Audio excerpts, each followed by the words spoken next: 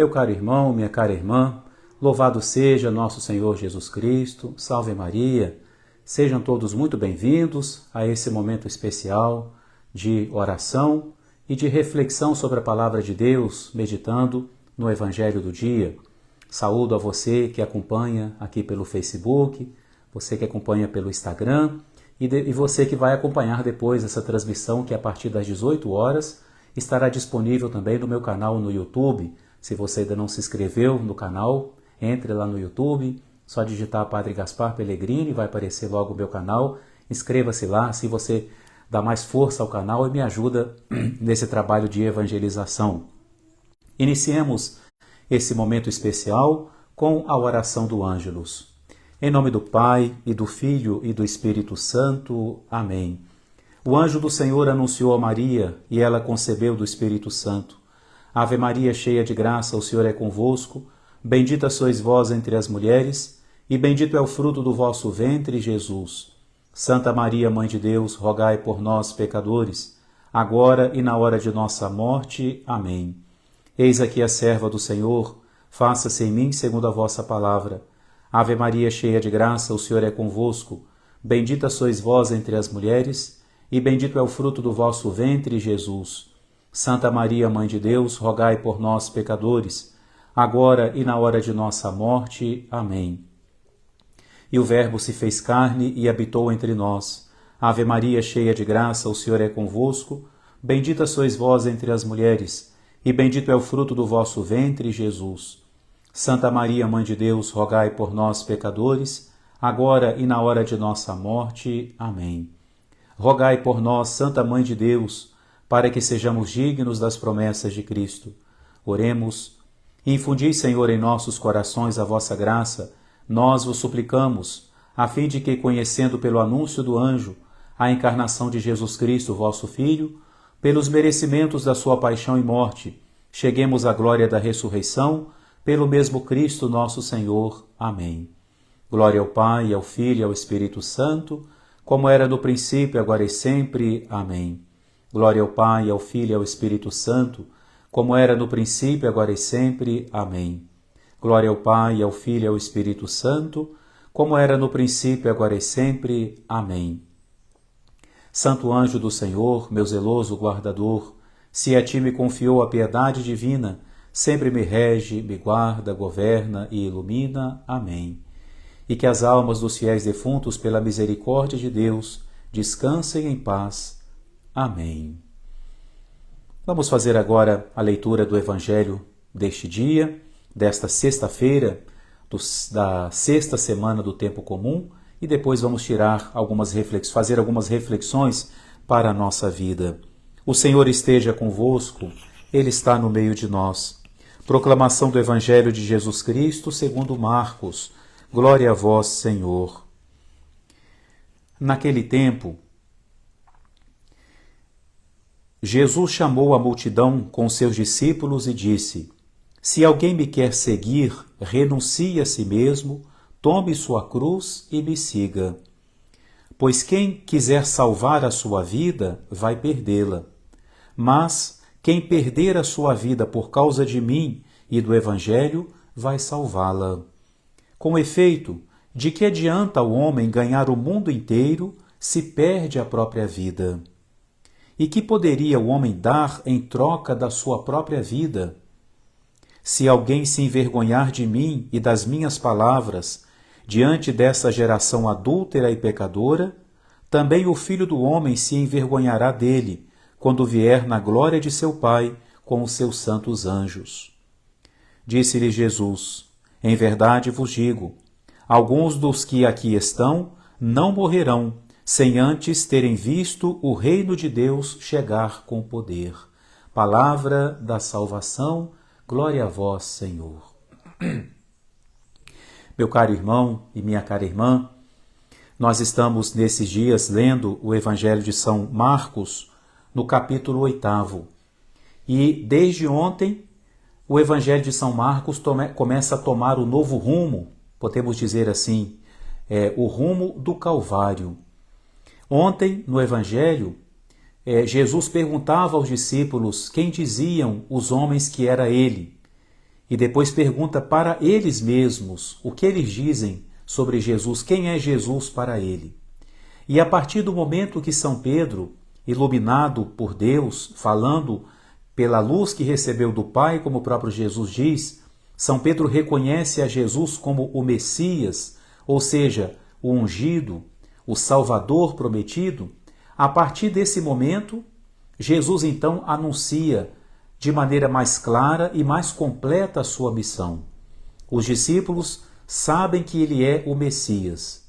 E então Jesus fala: pois saibam que eu vou a Jerusalém e lá eu serei entregue nas mãos dos príncipes, dos sacerdotes, dos fariseus, serei crucificado, morrerei, mas ressuscitarei no terceiro dia.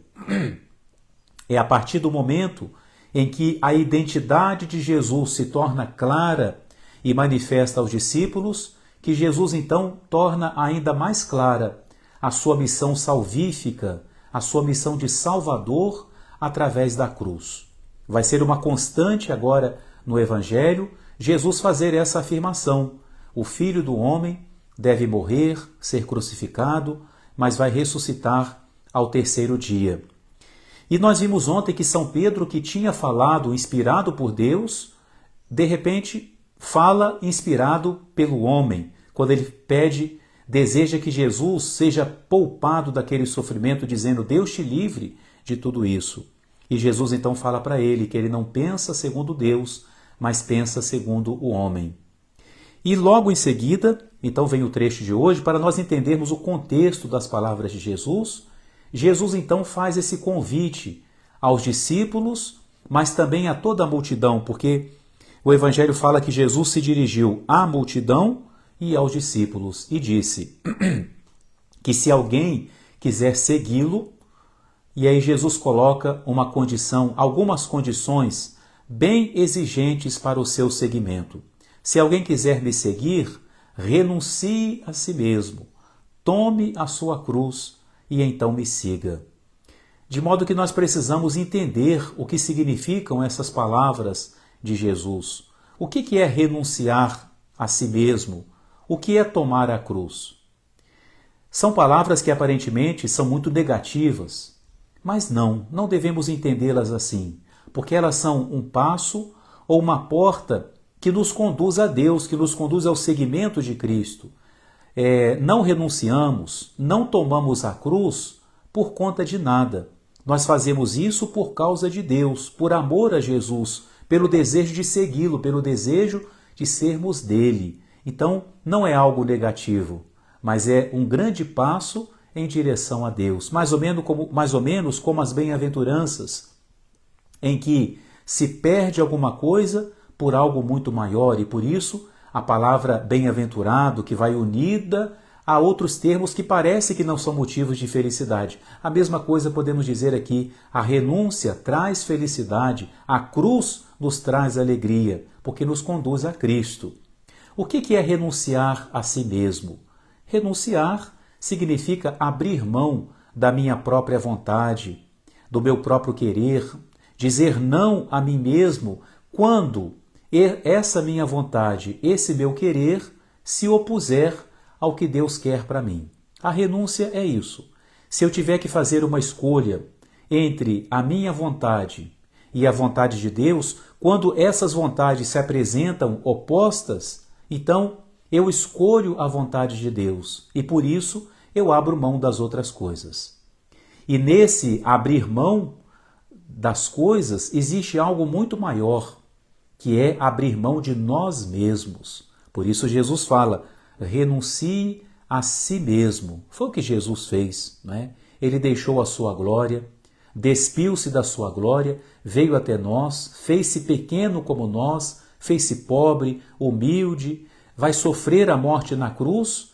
Ou seja, ele abriu mão, ele renunciou a muita coisa por amor de nós.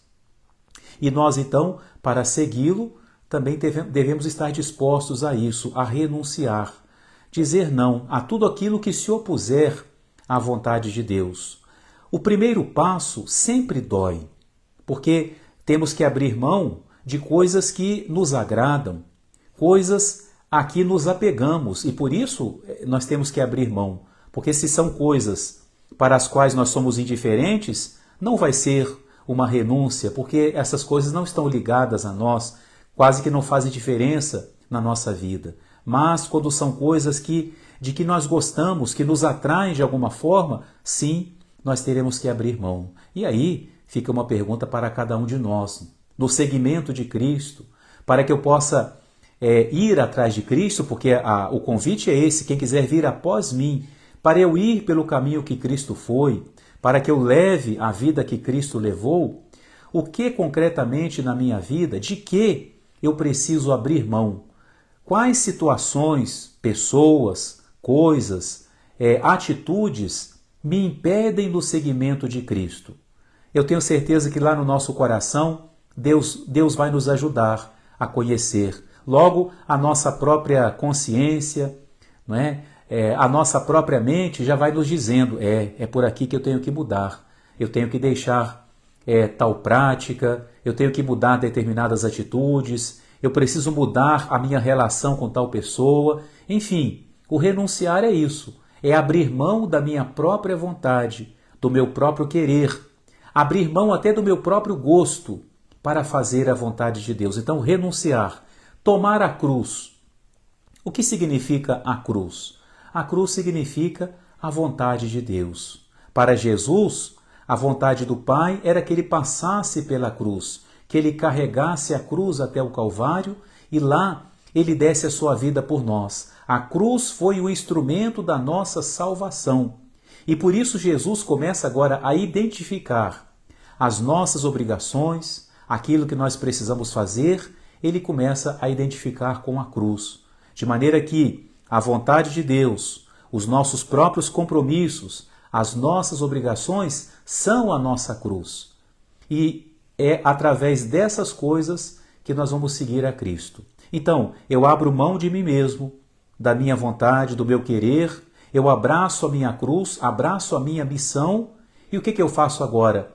A minha vida perde o sentido? Eu não sei para onde vou? Eu renunciei a toda alegria, a toda felicidade? Não, agora eu vou seguir a Cristo. Siga-me, diz Jesus, com o coração livre e levando a cruz, não arrastando a cruz, mas carregando com amor nossa cruz, nós vamos no seguimento de Cristo.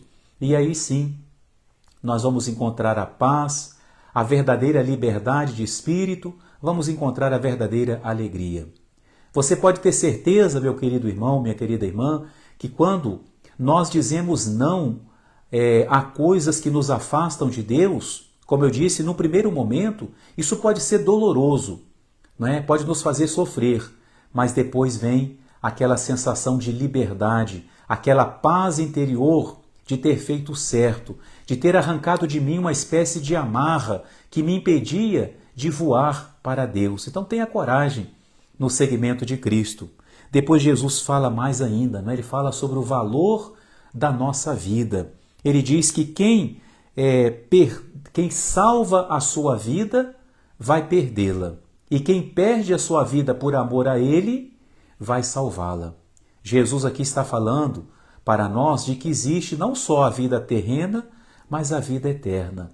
Quem não quer abrir mão de nada, quem quer fazer sempre a sua vontade, deixar o seu egoísmo tomar conta da sua própria vida e fazer aquilo que bem quiser, de alguma forma salva a sua vontade nesse mundo.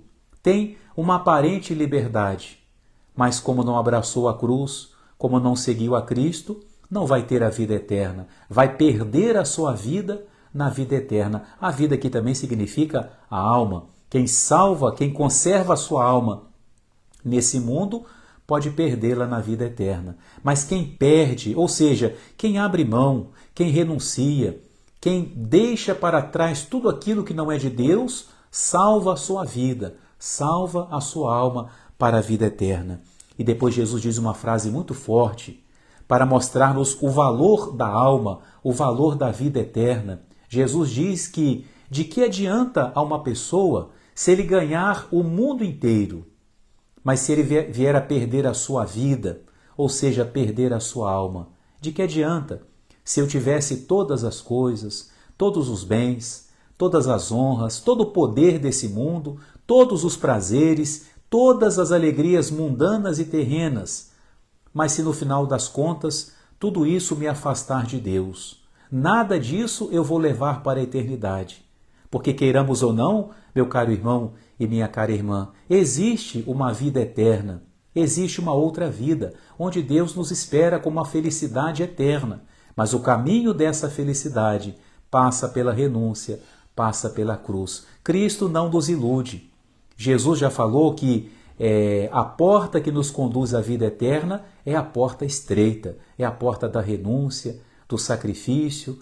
É tão oportuno nós lermos esse evangelho já às portas da quaresma. A quaresma será esse tempo em que nós vamos procurar nos despojar de nós mesmos, renunciar em nós a tudo aquilo que não é de Deus, para assim termos o coração livre, para que Deus possa entrar e agir na nossa vida.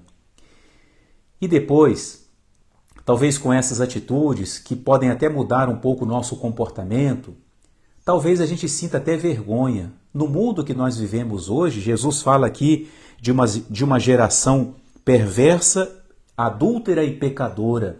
Nós vivemos num mundo que não é lá tão santinho assim que digamos, né? Então, talvez muitas vezes as pessoas podem não entender as nossas atitudes, as nossas escolhas. Tem gente que vai rir de nós, que vai zombar, e isso pode nos fazer sentir vergonha.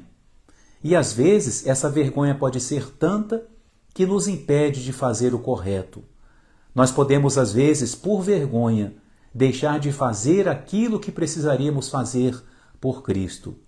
E aí Jesus diz de uma forma muito clara e muito severa para nós: quem se envergonhar de mim diante dessa geração adúltera e pecadora, também o Filho do Homem se envergonhará dele quando vier em sua glória. Você já pensou, meu querido irmão, minha querida irmã, que quando Cristo se encontrar com você, porque nós vamos nos encontrar com Ele, nós vamos nos encontrar, e queremos que seja o encontro com o nosso Salvador, o encontro com o nosso amigo.